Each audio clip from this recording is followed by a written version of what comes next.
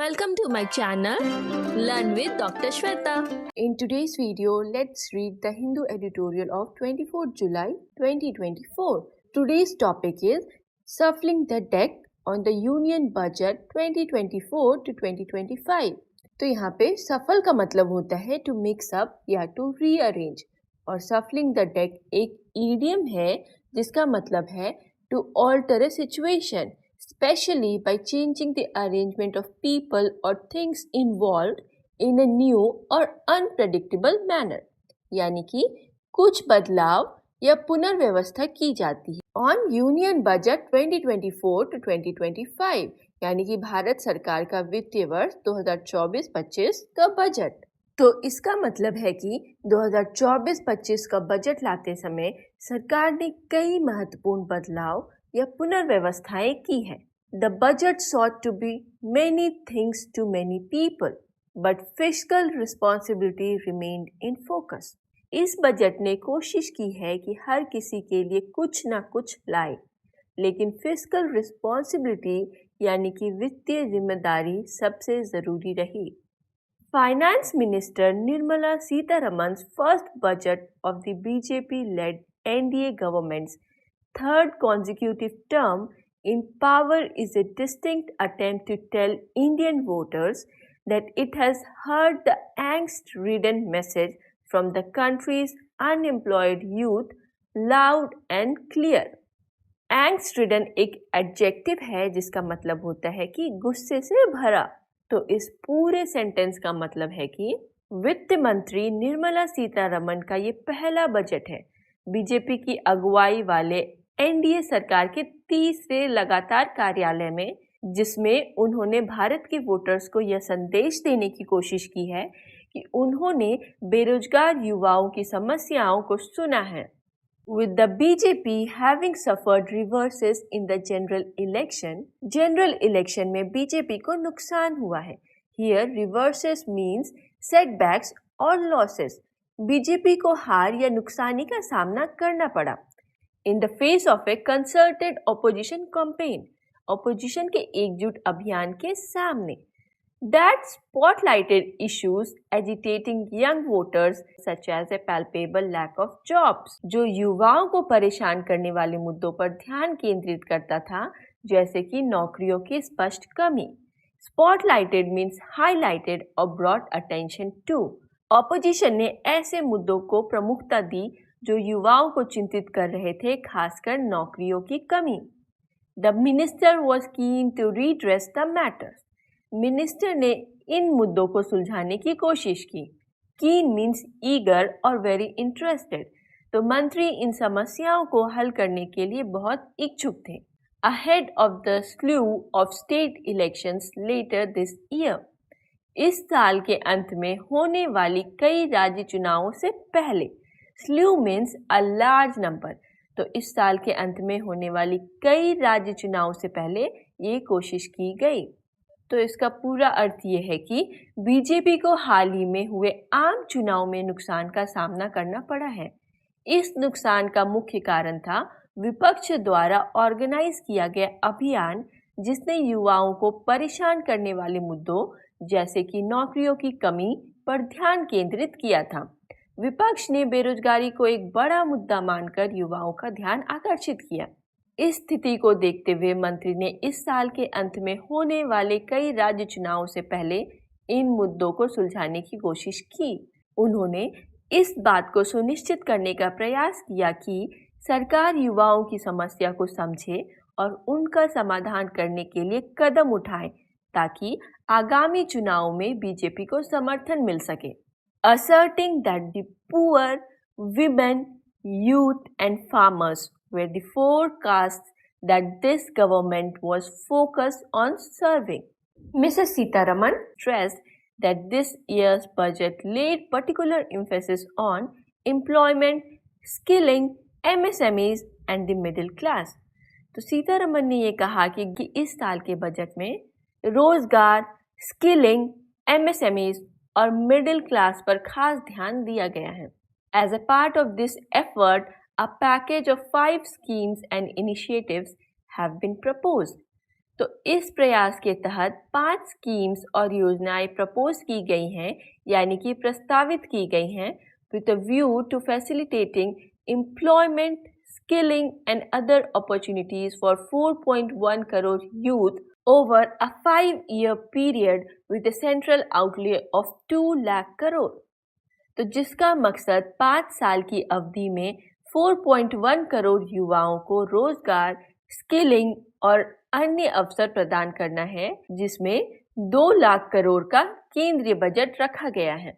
The central piece is a scheme, यानी मुख्य योजना है to provide a month's wage as subsidy, 1 महीने की सैलरी को सब्सिडी के रूप में प्रदान करना। तो subsidy means financial assistance. This scheme will give financial support equivalent to 1 month's salary to all persons newly entering the workforce in a formal sector job. सभी व्यक्तियों को जो फॉर्मल सेक्टर जॉब्स जैसे कि किसी कंपनी या फैक्ट्री में नए प्रवेश कर रहे हैं, which would entail the employer registering the employee at the Employees Provident Fund Organization यानी EPFO. तो जिसमें एम्प्लॉयर को अपने कर्मचारी यानी एम्प्लॉय का पंजीकरण यानी registration employees provident fund organisation EPFO में करना होगा। तो मुख्य योजना ये है कि उन सभी व्यक्तियों को जो फॉर्मल सेक्टर जॉब्स में पहली बार यानी नए प्रवेश कर रहे हैं, 1 महीने की सैलरी सब्सिडी के रूप में दी जाएगी। The direct benefit transfer of 1 month salary subject to cap of rupees 15,000 would be made in 3 installments to first time employees. Subject to cap का यूज किसी ऐसी सिचुएशन और एग्रीमेंट को डिस्क्राइब करने के लिए किया जाता है जहां किसी चीज की अपर लिमिट होती है। तो पहली बार नौकरी करने वाले कर्मचारियों को 1 महीने की सैलरी का सीधा लाभांतरण 15,000 रुपए की सीमा के साथ 3 किश्तों में किया जाएगा। The key caveat is that the employer would have to refund the subsidy if the first timer's employment ended within 12 months of hiring. Caveat का मतलब होता है चेतावनी। तो एक महत्वपूर्ण चेतावनी ये है कि यदि पहली बार काम पर रखे गए कर्मचारी की नौकरी 12 महीने के भीतर समाप्त हो जाता है, तो एम्प्लॉयर को सब्सिडी वापस करनी होगी। Other schemes are an incentive support for job creation in the manufacturing sector. यानी अन्य योजनाएं मैन्युफैक्चरिंग सेक्टर में रोजगार सृजन के लिए प्रोत्साहन है। One offering direct support to employers who boost the number of job registered with EPFO. यानी EPFO में रजिस्टर्ड नौकरियों की संख्या बढ़ाने वाली एम्प्लॉयज को सीधा समर्थन। And another, a skilling program in concert with states and the private sectors that leverages the existing network of ITIs to boost the employability of the youth. और एक स्किलिंग प्रोग्राम है जो राज्यों और प्राइवेट सेक्टर के साथ मिलकर ITIs के मौजूदा नेटवर्क का उपयोग करता है ताकि युवाओं की एम्प्लॉयबिलिटी बढ़ सके। The fifth in this quiver of schemes, here quiver is a metaphor referring to a group or collection. So this is the fifth scheme in the collection of schemes being introduced. यानी कि इस योजनाओं के समूह में 5वीं योजना predictably credited as being under the aegis of the Prime Minister.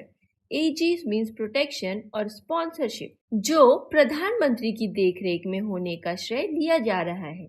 यानी कि यह माना जा रहा है कि प्रधानमंत्री के नेतृत्व में ये योजना बनाई और लागू की जा रही है। Is an interesting move to facilitate internship opportunities to the youth in 500 top companies. यह योजना 500 टॉप कंपनियों में युवाओं के लिए इंटर्नशिप के अवसर प्रदान करने के लिए एक दिलचस्प कदम है। इंटर्नशिप का मतलब है कि युवाओं को कंपनियों में काम करने का अनुभव मिलेगा, जो उनके करियर के लिए बहुत महत्वपूर्ण हो सकता है। So the scheme aims to provide internship opportunities to young people in 500 of the top companies. Facilitate means to make something easier or possible. The scheme, which appears to mirror a similar proposal contained in the Congress manifesto. Manifesto का मतलब होता है a document outlining there policies and promises. तो यह योजना जो कि कांग्रेस के घोषणा पत्र में शामिल एक समान प्रस्ताव की तरह लगती है, entails the interns being paid a monthly allowance of 5,000 and one-time assistance of 6,000. Entail means involves or includes. तो यह योजना के तहत इंटर्न्स को 5,000 की मासिक भत्ता और एक बार की 6,000 की सहायता दी जाएगी, with the participating corporates expected to bear the training cost for the 12-month period. भाग लेने वाली कंपनियों से उम्मीद की जाती है कि वो 12 महीने के लिए प्रशिक्षण यानी ट्रेनिंग की लागत वहन करेंगे यानी कॉस्ट कवर करेगी, as well as 10% of the internship allowance from CSR funds. इसके अतिरिक्त ये कंपनियां अपने कॉरपोरेट सोशल रिस्पॉन्सिबिलिटी फंड यानी CSR फंड का उपयोग इंटर्नशिप अलाउंस का 10% कवर करने के लिए करेगी। तो इस पूरे सेंटेंस का ये मतलब है कि इस योजना में इंटर्न्स को 5,000 मासिक भत्ता और 6,000 की एक बार की सहायता दी जाएगी। भाग लेने वाली कंपनियों से उम्मीद की जाएगी कि वो 12 महीने की ट्रेनिंग की लागत और इंटर्नशिप भत्ते का 10% CSR फंड से वहन करेगी। Targeted at unemployed persons aged between 21 and 24 who are not engaged in full-time education at the time of applying. The minister said this scheme would, over a 5-year period, potentially provide 1 crore youth with a chance to gain exposure to a real-life business environment and varied professions. यानी कि 21 से 24 साल के बेरोजगार लोगों को लक्षित करते हुए जो आवेदन के समय फुल टाइम शिक्षा में नहीं है, मंत्री ने कहा कि यह योजना 5 साल की अवधि में 1 करोड़ युवाओं को वास्तविक जीवन के बिजनेस एनवायरनमेंट और विभिन्न प्रोफेशंस का अनुभव करने का मौका देगी। All these schemes will, however, need to be weighed against the backdrop of the fact that हालांकि इन सभी योजनाओं का मूल्यांकन इस तथ्य के संदर्भ में किया जाना चाहिए कि India needs to on average generate 78.5 lakh non farm jobs annually until 2030। तो भारत को 2030 तक हर साल ऑन एवरेज 78.5 लाख गैर कृषि नौकरियों का सृजन करना होगा। As the chief economic advisor highlighted in his economic survey, largely to absorb the workforce exiting agriculture. जैसा कि मुख्य आर्थिक सलाहकार ने अपने आर्थिक सर्वेक्षण में बताया, ताकि कृषि से बाहर आने वाले कार्यबल को वेल एडजस्ट किया जा सके।